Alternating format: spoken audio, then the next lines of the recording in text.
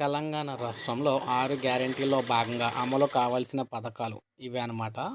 నెలకు ప్రతి మహిళకు కూడా నెలకు 2,500 ఆర్థిక సాయం.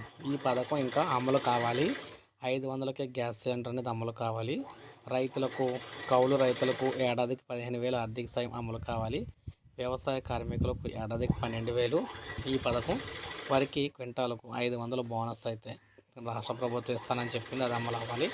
గృహ వినియోగానికి అంటే ఇంట్లో వాడుకునే కరెంటుకి 200 యూనిట్ల వరకు కూడా ఉచిత విద్యుత్ ఇవ్వడానికి అయితే ఇది అమలు అవ్వాలి.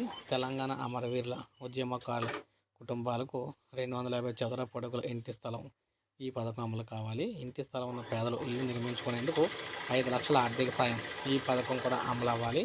విద్యా భరోసా కింద విద్యార్థులు చదువుకునేందుకు 5 లక్షల విలువైన కార్డు అనమాట, ఇది పంపిణీ చేయాలి.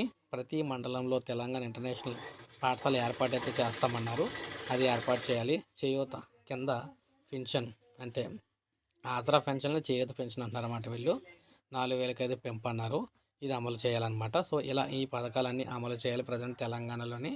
ఇందులో ప్రతి పథకానికి సంబంధించి ఎప్పుడు అమలు చేస్తున్నారు, ఏ విధంగా ఇస్తున్నారు, ప్రతి విషయాన్ని కూడా మీకు ఎప్పటికప్పుడు డే టు డే మీకు ఇన్ఫర్మేషన్ ఇస్తూనే ఉంటాను.